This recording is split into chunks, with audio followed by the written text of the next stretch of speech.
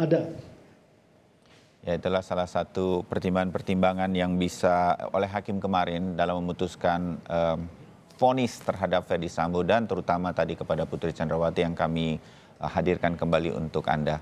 Jadi saudara, setelah sebelumnya Sambo divonis mati dan Putri divonis 20 tahun penjara kemarin di PN Jaksel, hari ini mantan ajudan Sambo, Ricky Rizal dan Kuat Ma'ruf akan menjalani sidang putusan atau vonis.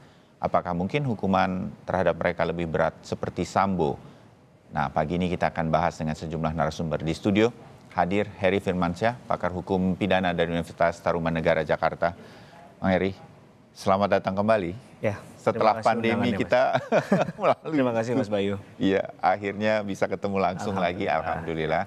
Kemudian melalui Zoom ada Bung Martin Lukas Simanjuntak, salah seorang kuasa hukum dari keluarga almarhum Joshua. Bung Martin, terima kasih banyak sudah bergabung lagi. Bung Martin udah bisa mendengar suara saya dan Bung Heri ya? Terima kasih Mas Bayu. Halo Bang Heri. Siap. Ya, dan mudah-mudahan nanti sudah berjanji untuk bergabung ada Erman Umar, kuasa hukum dari Ricky Rizal. Kami sudah berjanji tetapi mungkin masih sulit untuk dihubungi atau ada kesibukan karena hari ini memang vonis terhadap Ricky Rizal. Tanggapan sedikit Bang Heri mengenai vonis kemarin untuk Sambo dan terutama bayangan saya adalah berkaitan dengan Putri Chandrawati di mana hakim tidak mengambil pertimbangan sama sekali berkaitan dengan pelecehan seksual. Saya menganggap ini akan sangat bertautan dengan hari ini ada Ricky Rizal dan Kuat Ma'ruf yang ikut dalam skenario PC adalah korban dari pelecehan seksual. Menurut Anda, Bung Heri? Ya, menarik pertanyaan dari Mas Bayu ya. Ini opening tapi pertanyaannya udah berat ini. Iya, gitu. Jadi kalau tadi kemarin kita melihat ada terapi kejut atau shock terapi ya. Semua orang beranggapan kebanyakan mungkin kalau ditanya tidak terfikir akan hukumannya maksimal untuk Sambo dan kemudian juga posisinya. Saya juga termasuk yang mengatakan tampaknya akan seumur hidup tetap. Betul, termasuk Mas Bayu bahkan ya. Iya. Kemudian poinnya PC yang dianggap ya mungkin naiknya tidak akan melebihi dari layer ketiga dari ancaman pidana di 340, ternyata juga putusannya jadi 20 tahun penjara. Bahkan tidak ada hal yang meringankan. Ini juga menarik untuk diperhatikan Mas Bayu, bahwa kalau sampai ada kata hal yang meringankan tidak dipertimbangkan sama sekali, ini ada persoalan serius dalam pembuktian kemarin ya, bukan dari jaksa penuntut umum tentunya, pasti dari tim kuasa hukumnya Ibu PC.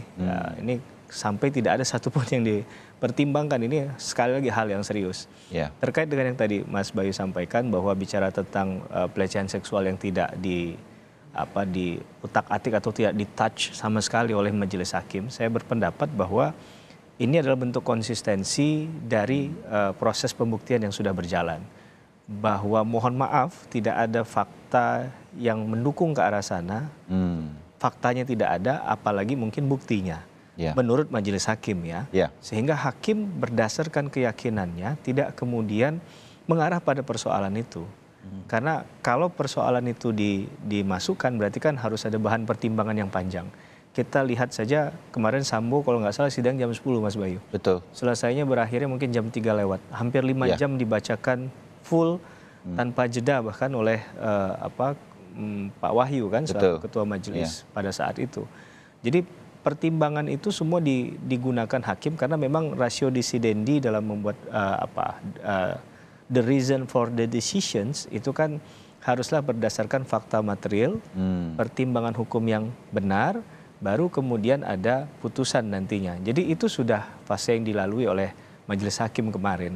Bahkan ada tambahan bonus Mas Bayu kalau kita nggak salah ingat gitu kan, ada pemeriksaan setempat oleh ketua majelis juga Pak Wahyu. Datang ke lokasi. Datang ke lokasi untuk memastikan betul terkait dengan pengungkapan kebenaran material di kasus ini. Jadi rasa-rasanya apa yang disampaikan pada putusan kemarin itu tidak benar-benar berdasarkan pada logika akal sehat begitu ya. Kalaulah kemarin ada bukti yang kuat saja untuk didorong, itu menurut saya bisa dipertimbangkan mungkin ya. Dan dari awal mohon maaf Mas Bayu ada kontroversi terkait dengan isu yang diangkat, ada isu yang berubah-berubah begitu ya. Jadi isu pelecehan, next sampai ke ujungnya kesimpulan dari jaksa penuntut umum adalah adanya, mohon maaf kan, perselingkuhan begitu. Betul. Nah ini yang kemudian membingungkan juga bagi siapapun yang membacanya.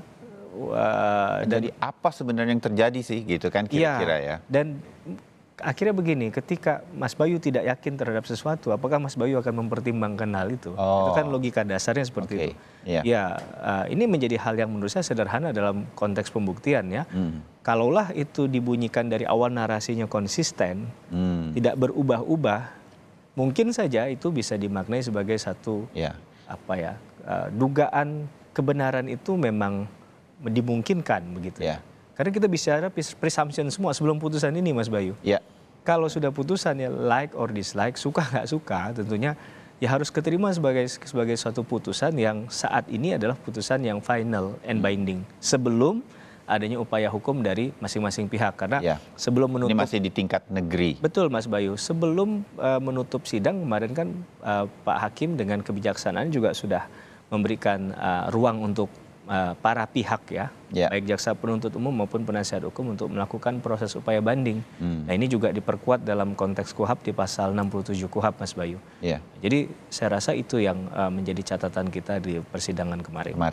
Oke, Bung Martin, Anda juga punya analisa pakai bahasa Anda kemarin berkaitan dengan hari ini dua terdakwa lainnya, Ricky Rizal dan Kuat Ma'ruf, yang dalam anggapan saya ini selalu berada di dalam satu skenario di dalam persidangan bahwa terjadi sesuatu berkaitan dengan almarhum Joshua dengan Ibu PC yang kemudian memicu amarah dari Verdi Sambo sedemikian rupa.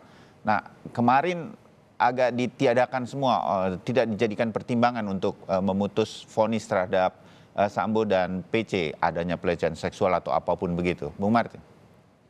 Dari awal ya, kita yang memiliki logika hukum dan juga sebagai praktisi hukum dan juga memandang perkara ini secara objektif dan menggunakan hati nurani, tentunya tidak akan pernah percaya ya apabila ada seseorang ya ataupun dibantu oleh penasihat hukumnya mengatakan bahwa telah terjadi kekerasan seksual lalu dicabut, dinaikkan menjadi pemerkosaan dibanting 3 kali gitu ya, dengan lokasi dan tempat yang berbeda, dengan tidak adanya bukti saintifik berupa visum. Nah, saya tidak akan mengulang lagi, namun ya, saya tidak terkejut gitu ya, oleh apa yang disampaikan oleh hakim, karena hakim ini kan arif dan bijaksana, dan dipastikan bahwa melalui azas ya, ius curia novit mereka mengetahui hukum. Kemarin itu yang digunakan sebagai alasan utama adalah perma ya, saya lupa perma nomor berapa, yang ada ketentuan-ketentuan mengenai relasi kuasa. Apabila dikaitkan dengan PC, maka dalam hal ini relasi kuasa itu bukan ada pada Joshua yang menjadi dominans ya dalam hal ini, malah melainkan yang menjadi dominan berdasarkan relasi kuasa adalah Putri Chandrawati, sehingga kecil kemungkinan ataupun sangat kecil sekali untuk terjadi kekerasan seksual. Lalu yang kedua, tidak adanya bukti dan hanya klaim sepihak gitu ya, sesuai dengan surat dakwaan jaksa. Dan yang ketiga, melalui motif ya, majelis hakim mengatakan bahwa motifnya adalah sakit hati Putri Chandrawati. Kalau kita orang dewasa, Mas Bayu dan Bang Heri, kita sudah tahu apa yang dimaksud oleh majelis hakim ini. Saya pernah mengulang-ulang. Bagaimana kita coba berpikir, apakah mungkin ya berdasarkan pasal 1 angka 4 Undang-Undang TPKS bahwa korban kekerasan seksual itu tidak serta-merta pasti perempuan. Ada baru-baru ini kasus di Jambi sedang dalam proses pro justisia, justru tersangkanya itu perempuan dan diduga mencabuli 14 orang anak-anak. Nah, siapa yang bisa memastikan bahwa dalam hal ini hal yang serupa itu mungkin saja terjadi dalam perkara Joshua. Apabila dikaitkan dengan sakit hati tadi, saya melihatnya mungkin ke arah situ. Nah, tapi gini loh, saya yakin ya, jaksa dan majelis hakim ini pasti kan arif dan bijaksana ya, sehingga tidak mau ya dalam melakukan proses persidangan itu menguraikan secara detail sehingga menghancurkan harkat martabat orang gitu ya. Ini kan juga kita harus hargai, ya. Tapi kalau mereka paksa terus harus pemerkosaan motifnya, ya akhirnya inilah yang terjadi, ya. Oleh karena itu, ya jika dikaitkan dengan perannya Kuat Maruf, ya di Magelang yang seakan-akan menjadi pahlawan buat Putri dan Verdi Sambo dengan mengacungkan pisau dan mengancam siapa namanya almarhum Brigadir Joshua Huta Barat dan juga mengatakan bahwa segera laporkan kepada Bapak agar tidak ada duri dalam rumah tangga, maka provokasi dari Kuat Maruf ini didasarkan dengan hal yang kosong ataupun palsu belaka. Karena apa? Faktanya tidak ada terjadinya peristiwa tersebut. Nah lalu apa yang pantas untuk Kuat Maruf kalau seperti ini? Kalau saya setuju memang dia ini seperti yang dia nyatakan, dia ini hanya orang bodoh gitu ya, yang setia gitu. Saya setuju, tapi apakah tindakannya yang memprovokasi itu dibenarkan berdasarkan ketentuan hukum kita? Saya pikir tidak. Ya. Oke. Lalu, apa implikasinya terhadap vonis hari ini?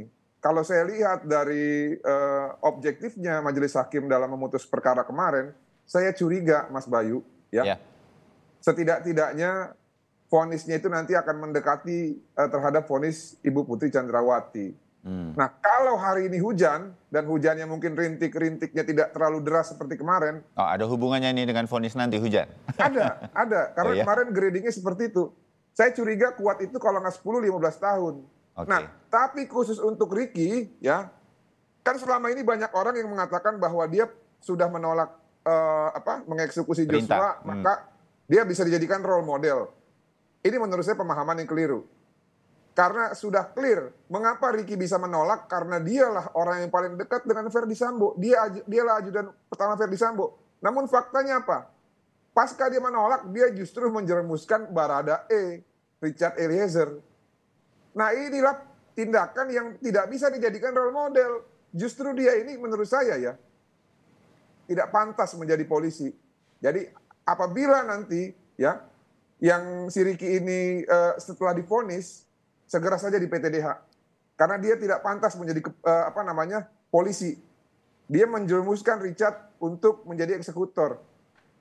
Dan mengenai teori Willen and Waitens, mengenai kesamaan kehendak, itu terbukti di Jalan Duren 3. Verdi Sambo tidak pernah memerintahkan Ricky untuk masuk ke Duren 3, namun pasca sebelum terjadinya pembantaian terhadap Brigadir Nofrian Yosua Huta Barat, Ricky dengan ketenangan dan dengan kehendak kesamaan dengan Verdi Sambo dan Putri Chandrawati untuk merampas nyawa milik Joshua, masuk ke Jalan Duren 3 untuk menyaksikan pembantaian terhadap anak klien kami. Disitulah kesamaan kehendaknya. Dan dikaitkan dengan hal-hal yang lain, seperti ada keterangan dari Richard yang mengatakan bahwa Ricky itu ingin menabrakkan mobil di jalan tol sebelum kejadian pada saat pulang dari Magelang ke Jakarta. Dan yang bersangkutan pasca kejadian membuat grup WhatsApp dan menghapus seluruh chatnya. Ini menandakan bahwa yang bersangkutan adalah salah satu loyalis Putri Chandrawati dan Verdi Sambo untuk menghabisi nyawa almarhum Brigadir Nofrian Yosua Huta Barat. Demikian, terima kasih. Baik, jadi sudah ada rencana sebelum bahkan kembali ke Jakarta.